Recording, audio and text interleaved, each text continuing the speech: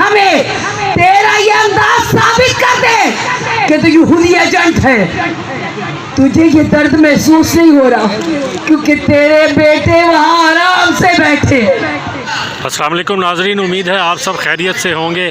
کب کیسے کیوں کے پلیٹ فارم سے میں حاضر ہوں، اور آج جس جگہ پہ میں کھڑا ہوں آپ دیکھ سکتے ہیں کہ وہاں پہ خواتین بھی ہیں، مرد بھی ہیں، بچے بھی ہیں، بڑے بھی ہیں، بوڑھے بھی ہیں، سبھی ہیں.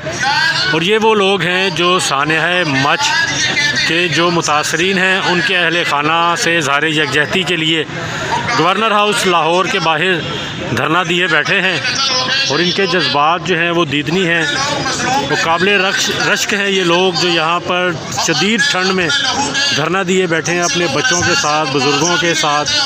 تو مطالبہ ان کا صرف یہی ہے کہ حکومت اور وزیر اعظم عمران خان جو سانحہ مچ کے شہداء ہیں ان کے اہل خانہ کے ساتھ تعزیت کرتے، نہ کہ ان کے جذبات سے کھیلتے.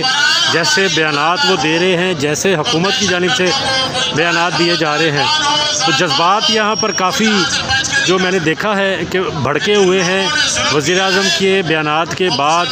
تو اب یہ بھی کہا جا رہا ہے کہ لاہور کے مختلف مقامات پر بھی دھرنا دیا جائے گا، ان کو بھی بند کر دیا جائے گا. ٹھوکر نیاز بیگ اور شاہدرہ کے علاقے وہاں پر بھی کہا جا رہا ہے کہ اگر پرائم منسٹر نے ہماری مجبوری نہیں سمجھی تو وہاں پر بھی بند کر دیا جائے گا.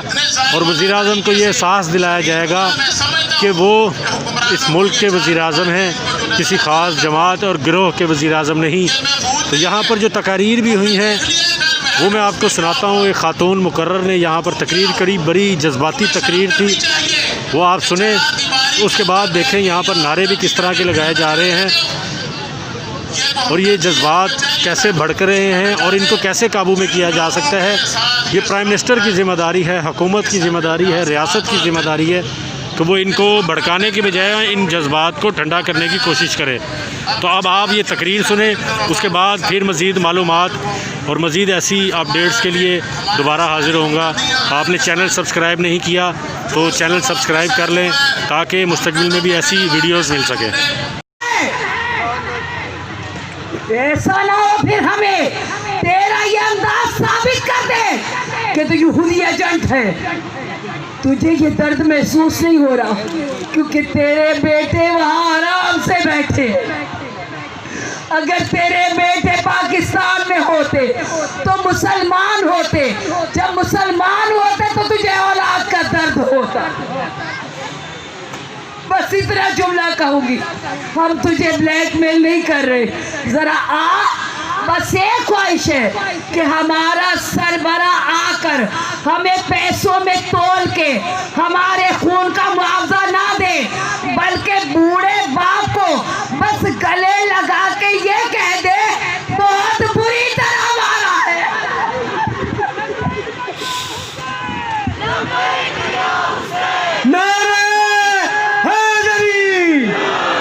آوازیں بلند کر کے نعرہ حیدری.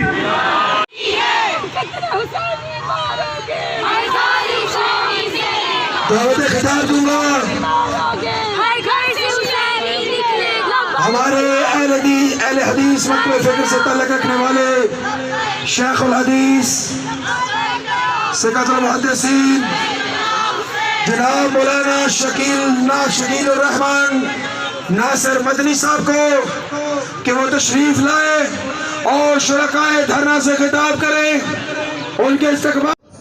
تو ابھی آپ نے یہ تقریر سنی اور ان کے جذبات سے آپ کو اندازہ ہو گیا ہوگا کہ کس حد تک ان کے دل جو ہیں دکھی ہیں.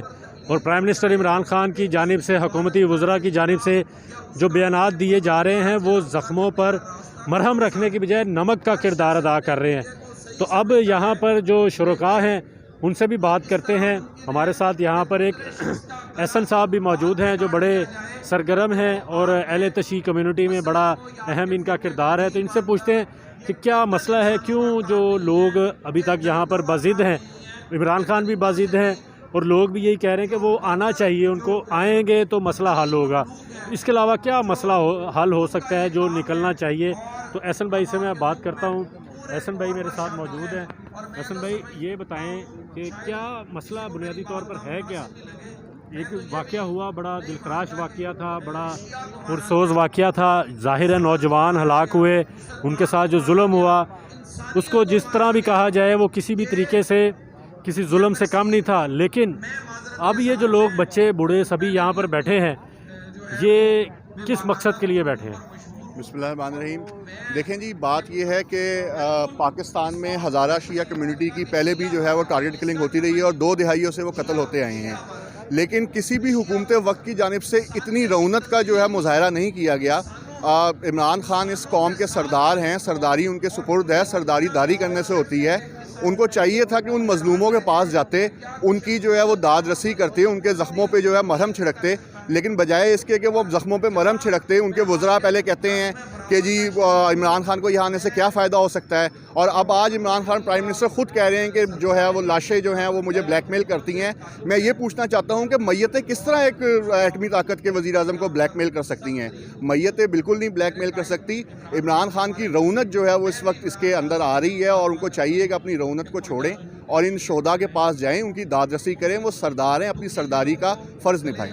اچھا، ابھی میں نے یہاں پر سنا ہے کہ لوگ یہ کہہ رہے ہیں کہ اگر مزید ہمیں انتظار کروایا گیا، ہمارے زخموں پر مرہم نہ رکھا گیا تو لاہور کے دیگر علاقے بھی بند کر دیں گے۔ آپ کے پاس کوئی ایسی معلومات آئی ہیں یا آپ کے دوستوں کسی جو عہدیداروں نے بتایا؟